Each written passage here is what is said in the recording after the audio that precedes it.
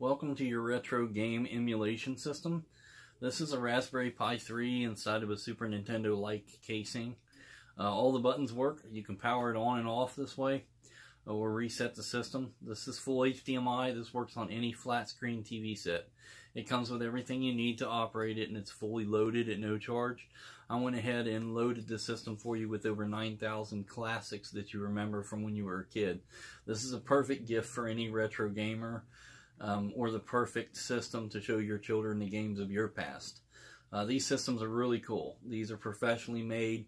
I make them myself. These blow the Chinese junk knockoff systems out of the water. And if you buy this system from me, it comes with a lifetime warranty.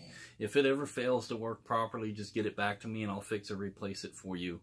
Even if it's a year later, get it back to me and I'll fix it or replace it with a new one. Watch this video in its entirety and I'll tell you all about it. And if you stick around to the end of the video, I'll tell you how to get one.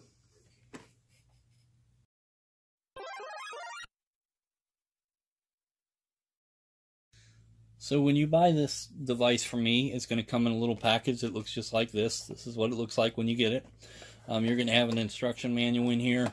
Your power cord is in here. Your HDMI cable's in there. Of course, your system itself, controllers included. Everything you need. This is completely inclusive. Everything you need is in this package. Open it up, take everything out, and then you'll be ready to hook up the system.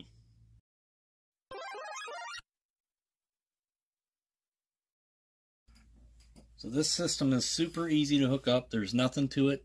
Included is your controller, your HDMI cable, and your power cord. Very easy to do. Your power cord, one end goes into the wall, the other end goes into the back of this device. Flat side goes down. Real easy to put it in there just like that. HDMI cable, one end goes to the back of your TV, the other end goes right into the back of the device. Simple.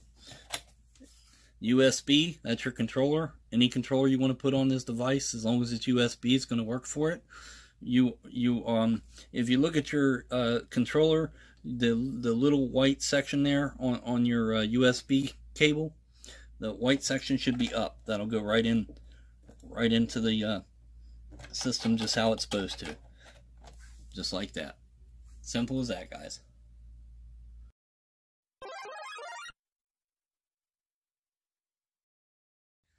Once you turn the device on, this is what you're going to see. Since the device is a small computer, it boots up like a computer does. There's some green lettering on the left side of the screen, and it takes about 15 seconds or so for it to cycle through this. Then you're going to see this boot up screens. My company logo comes up next. More green letters appear. It takes about 30 seconds or so for the system to fully boot up, so just give it time and be a little patient, and before you know it, you're going to be ready to play this device.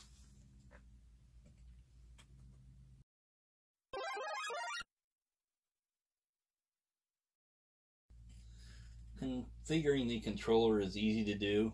When you plug in a new controller into the system that is not recognized by the system already or has not been previously set up to the device, you'll get this window prompt that automatically comes up after the system boots up, or when you plug a new controller into it. Just follow the prompts on the screen to set up controller, and this is how we're going to do that. So as it tells you on the screen here, it says hold A button on your device to configure it. You're going to hold down A for a second or so and then let it go. This configuring screen comes up, and what you're going to do is on your D-pad, you're going to press the up, the down, the left, and the right. You're going to press your start button, select button, your A button, B button, X button, or Y button, or whatever buttons you want to assign to A, B, X, and Y. You're going to press your left shoulder and your right shoulder. Now the rest of these buttons we don't have on this controller. If you had like an Xbox 360 controller or a PS3 controller, as long as it's wired, it'll hook up to it. Then you're going to have these trigger buttons, but you don't have all that. All the rest of these buttons on this controller, so we're going to skip them. In order to do that, we're just going to hold down any button for a second or two until it skips past and then let it go. And we're going to repeat the process. Push the button in, hold it down, let it go. Push the button in, hold it down, let it go. We're going to do that until we get all the way down to the very bottom of the screen. We're just skipping through all these that we don't have on this controller. the left analogs, the right analogs. We don't have any of those, so we don't need them. Once you get to the bottom, you get to this hotkey enabled. You're going to skip that also, and then you're going to hit A button to accept for OK. It's going to tell you that you did not choose a hotkey enable button. We understand that. I realize that. This is the way I want you to set it up. We're going to do it this way so that you can press start and select together to back out of any game at any point in time. If I didn't set it up this way, then it would be harder to get out of a game. So we understand that. We're going to press our A button, hold it in for a couple seconds, and then let it go, and give it a couple seconds and it goes away. Now that's how you set up your controller. Keep in mind that when you buy a system from me, I've already set up the controller to the device, so you will not have to do this process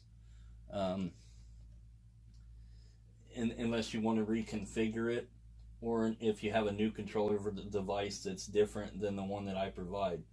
You can configure the controller at any time by pressing the start button to pull up the main menu. Anytime you press start, this main menu will come up.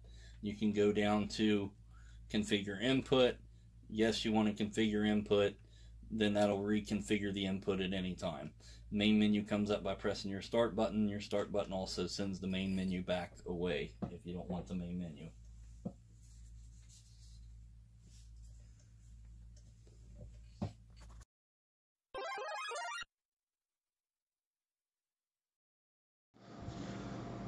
This device works well with almost all USB controllers. There are many options available on Amazon or eBay.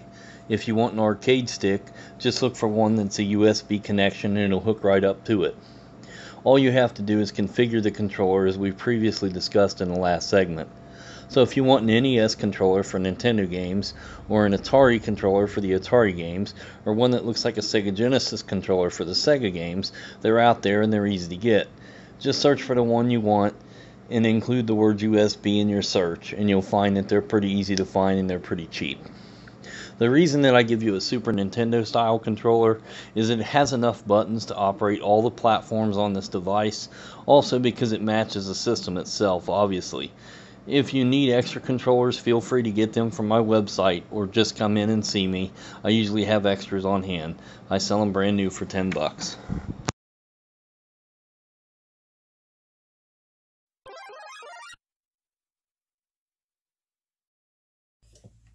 Once the device is booted up and your controller is configured, now you're ready to play the games and include it on the device. It's easy to do, and I'll walk you through it now. Navigating the menu screens is easy. Your left it goes left, your right goes right. This is your platform selection screen. Just scroll through, choose the platform or the game console that you want to play. Platform is also called your game console. Say your Atari 2600, that is your Atari 2600 platform. That's the Atari 2600 console. You find something that you want to play, and then you just push your A button, and it's alphabetical order A to Z. All you have to do is scroll down through the list, up or down. You can press your down on your D-pad, that'll go down. If you hold it down a little bit, it'll go down a lot faster. If you hold it down for a long time, it'll speed up. Up works the same way. Or you can use your right bumper to go down the list faster, or your left bumper to go up the list faster. Left and right directional buttons, you got to be careful not to press left or right while you're in your platform selection, or you will go to the next platform selection. If you do, just press your back, your directional in the opposite direction to go back to where you were. Say you were on 2600, and instead of going down, you accidentally pressed right.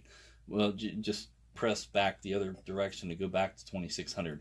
Or you can press your B button, go back to the main screen, and then go back to the platform that you were in. So your A button makes your selection or advances forward. Your B button goes back.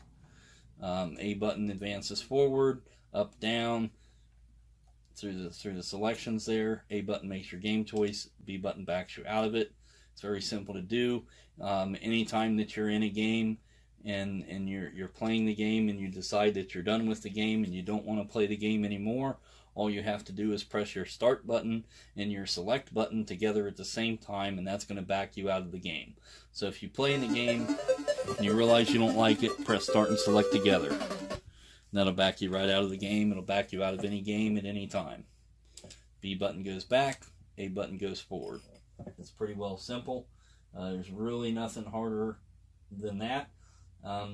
The other thing I want to tell you is that if you press your select button, that pulls up your options menu, and you can jump to a letter. You can jump to whatever alphabetical letter you want. If you have a long list of games, then if you want to play something that starts with an S or a T, it might be easier to pull up this options menu and jump to it instead of holding down your button and scrolling all the way down. As far as navigation, that's pretty well it. I think that's going to take care of it for you.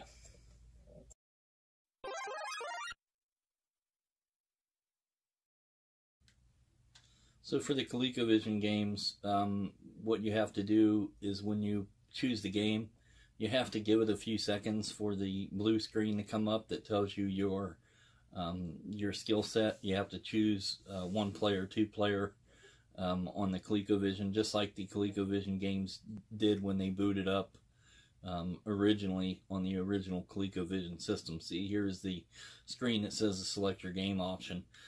Generally, your left bumper is your 1 player.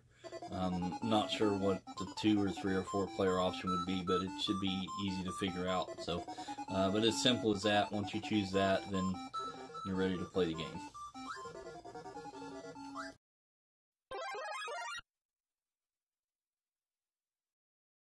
So for the Intellivision games, it's a little bit more complicated on how you're going to start these games. All you have to do really is just press and hold in your left bumper, and you're going to have a little number pad that comes up, that pops up on your bottom left of your screen there. Just push that and hold it in. And you're going to press your A button a couple times to make sure that it says players 1. Then you're going to go over to E and press your button to start the game.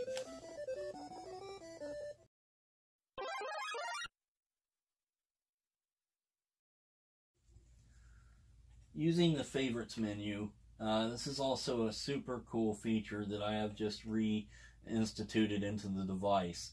It's the selection of your favorite games. Simply search the library of games, and then if you find one you like, just press your Y button to add it to your favorites, right? So let's do that. Let's go to Super Nintendo. Let's say you just love Alien 3. We want to add that to our favorites by just pressing your Y button. When you press your Y button, you see at the top it says Added Alien 3 to Favorites. Now you can back out of that. If you shut the device off and then you turn it back on again later, you can go back to your favorites. Favorites, 1 game available. Let's see what we got in there. Alien 3.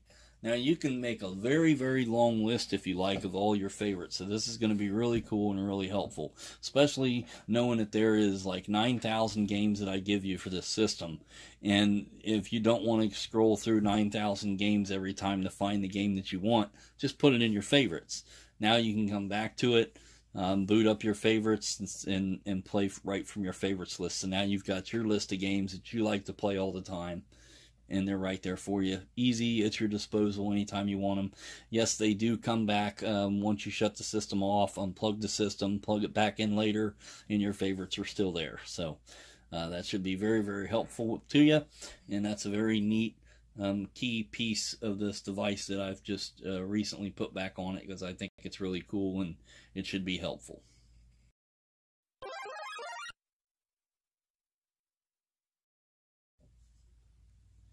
So the coolest feature about this whole entire system is the fact that you can save your game at any point within the game.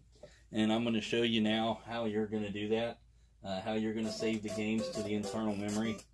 What you want to do is you want to get yourself to a good safe spot to where you can stop and not be hit by enemies, or a place where you know there's a hard boss level coming up ahead of you. Stop where you are, and I want you to press your right bumper and your select button together at the same time. Now when you do that, you're going to see that at the bottom left-hand side of the screen, it says that there's a save state that creates your save state. So your right bumper and select together at the same time creates the save state. Now when you get a little bit further on in the game and you get past that really hard spot or you die, you can enact your save state. The way you're going to enact your save state is by pressing your left bumper and select at any time. If you do that, you go back to that exact point in time. Did you catch that? So I went to a hard spot and died, and I pressed my left bumper and select, and it goes right back to that point in time. It goes back right to that exact point that you created the save state for. So now if you get past that point, where you just beat that guy, and it was really tough to do, you know, because one Goomba is just, man, it's a challenge. Now you're going to create another save state by pressing your right bumper and select together again. That's going to create another save state over top of that other save state. So now, when you die, you go back to that point in time by pressing your left bumper and select. So your right bumper and select creates the save state. Your left bumper and select enacts the save state. If you do that and you get used to this game and you get used to playing it like that and you figure it out, it's going to take a little bit. It's going to take you some time. You're going to die. You're going to screw up. You're going to make mistakes. You're going to end up saving over top of save states that you didn't mean to. It's going to be frustrating for a little bit, but once you get used to it and you start creating these save states over top of each other like this, now you never have to go back past that point in time again. Now, if you die, you go back to that point in time. See, you never have to go back past where you created the save state at. This is going to allow you to get better and better and better until you feel like you're comfortable with that spot. You feel like you've gotten past that spot. And then you can create a new save state as soon as you get past it. Now you've got a new save state there. And you never have to go back past that portion of the game again. You never have to start over the levels. Imagine playing games that you've never been able to beat and now being able to progress yourself through those games and never have to go back to the beginning of the levels. That's what's unique about it. That's what makes this interesting. That's the coolest feature about this whole device.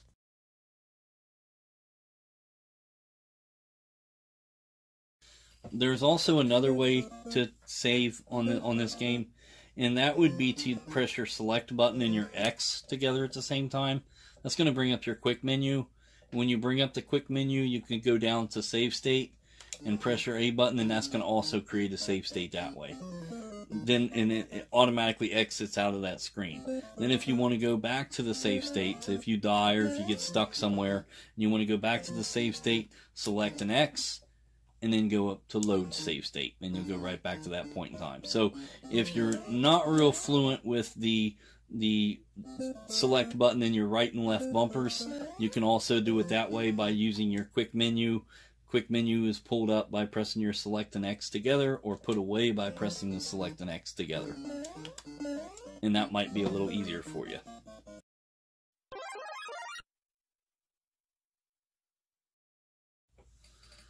So now we're going to talk a little bit about changing the emulation, changing the emulator for the game.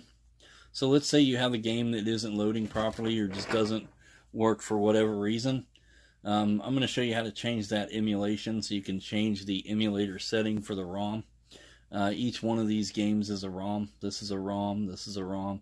Every one is an individual ROM. You're going to change the emulation for that ROM set, or for that exact ROM. So let me show you how to do that. It's real simple. It's nothing to it. Normally you would just push your A button one time and let the game load. But if it doesn't load and it comes back to this exact screen, then we're going to need to do this change of emulation.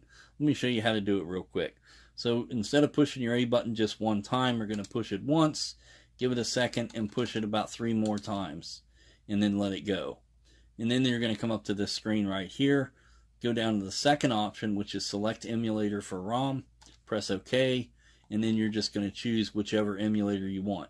Some may have a long list of emulators to choose from, some may just have a couple. You know, and it may fix it and it may not. I've went through this system and like 99.9% of these games are flawless and work perfectly, but you may come across one that I haven't yet. So if you want to change your ROM, you just choose whichever one you want. Choose it by pressing your A button. You want to go all the way down to the bottom, exit without launching. It's going to bring you back to the game screen again. And now just press your A button one time and let it boot up, and your game should work perfectly. If it doesn't, feel free to repeat the process and go through different ones and try it until you find one that works for it. Sometimes you may get a game that just doesn't run right with a certain emulator, and you want to change that, and that's the way you do it.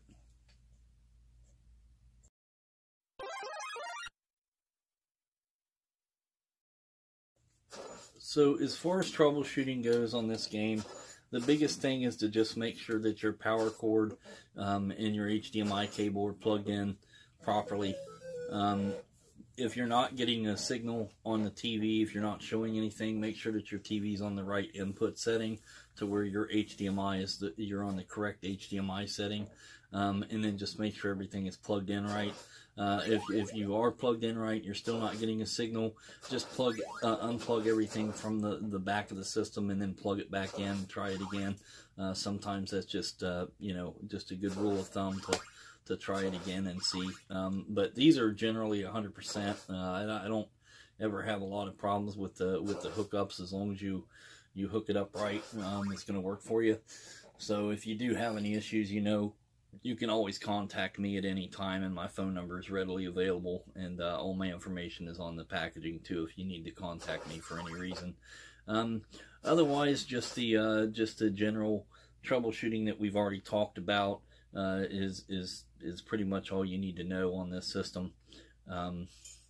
Everything is here, everything is done for you, everything is ready to go. You don't have to do anything to this system. You hook the system up and play it, and you're ready to play. The one thing I do want to mention is that just to make sure that you're not leaving this system on and hooked up for days and days and days. I mean, it is a computer, so just like your computer at home, if you're not using it, there's no sense in it leaving it running. So things like that. I mean, you think about your original Xbox systems and things of that nature. You know, you don't just leave them on and running all the time. If you do, you know, it could end up damaging the device, so you don't want to do that. You don't want to leave this thing, you know, in really, really hot conditions or really, really cold conditions. You know, I mean, again, it is a computer. This is a little motherboard, so you want to take care of it just like you would take care of your little computer. But you do have a lifetime warranty, so if you do have a problem with it, if anything does ever fail, just bring it back to me and I'll fix or replace it for you.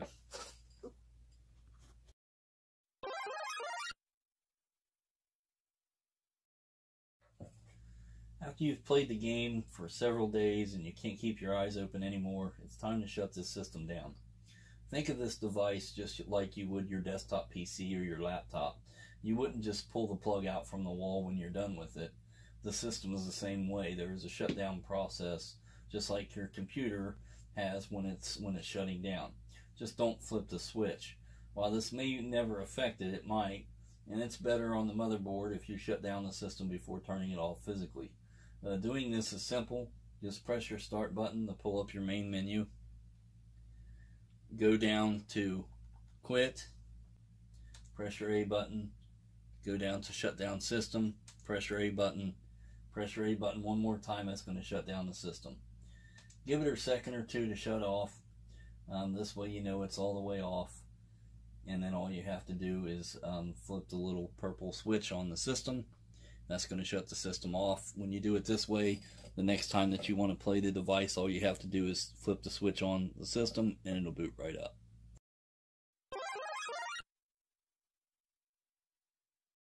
Talk a little bit about the guarantee with this system. So this system is obviously now, you should know by now that this is something I make myself. I build these, I make it, I pack it, I ship it out to you, and I guarantee it. I'm going to guarantee this for you for your lifetime. So if you buy the system from me and a year from now something happens to it, bring it back to me, I'll fix or replace it. So it's easy for me to do that. I have no problem doing it. Most people that buy these, buy them, they love them, they go away, and I never see them again. But if you do have a problem, you're more than welcome to bring it back to me. I'm there every single weekend. You can ship it back to me if you don't live around here. I will fix it. I will replace it for you. I'll ship back a brand new one if I have to replace it for you. But what you want to know about these is that these are really cool. These are worth the money you pay for them. They're going to last you for a long time. This is not the cheap China knockoff crap that they sell at the mall. This is not the same crap that you buy on Etsy or eBay for $30 or $40 or $50. What you're getting for 150 bucks is a game system that's going to last you for a very long time. That has 9,000 preloaded games that I add for you at no cost. These things are just awesome. For me to build each one, I'm about $100 invested in each one I build. I sell them for $150. That covers my parts and my labor.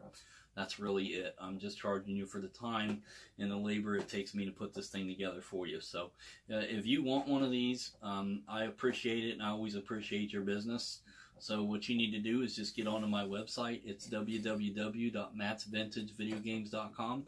Buy it directly from me. You buy it from me, I make it, I pack it, I'll ship it out to you, and you'll have it in about 2 to 3 business days.